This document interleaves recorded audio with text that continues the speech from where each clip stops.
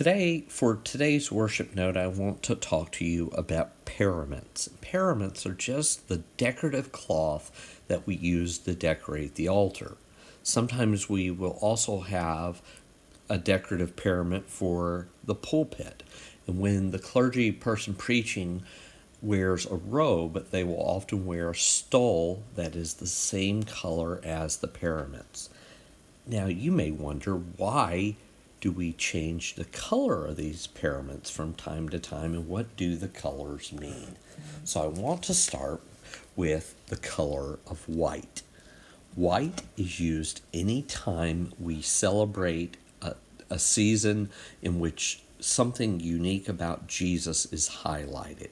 So, for example, during the season of Christmas, from December 24th through January 6th, when we're celebrating the birth of Christ, the paraments are white. We also use white on baptism of the Lord Sunday, because during Jesus' baptism, the Father identifies Jesus as his only Son. We use white on Transfiguration Sunday, which commemorates the event where Peter, James, and John go up on the mountain with Christ, and God reveals the glory of Christ to them. During the season of Easter, which includes Ascension, this highlights the resurrection of Jesus. We also use the color of white. We use the color of white on Christ the King Sunday, and also on All Saints Sunday. Now, you might be wondering, why on All Saints Sunday? And the reason is because we're celebrating and remembering those who have died in the Lord. And for Christian people, we don't just assume the immortality of the soul. We believe in life beyond death because we believe that our life is anchored to Christ. And so if we are united with Christ in our death, we will be united to him in our resurrection.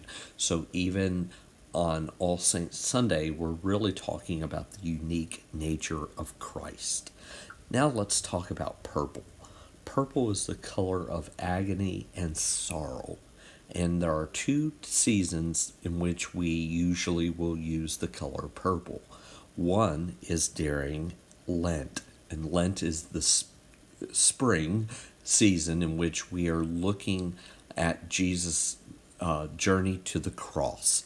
And so we're talking about the agony and the suffering that Jesus goes through on our behalf. We also use purple during the season of Advent, which is the season leading up to the birth of Christ. And the reason for wearing purple during that season is that we remember that for God's people, Israel, many of those years in which they waited for the Messiah were filled with suffering and trial.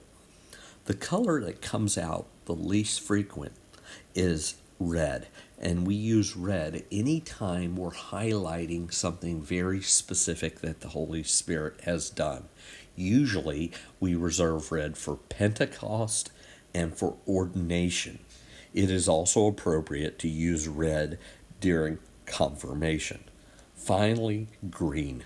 Green stays around so long that some churches switch it out from time to time simply because they get tired of looking at the green.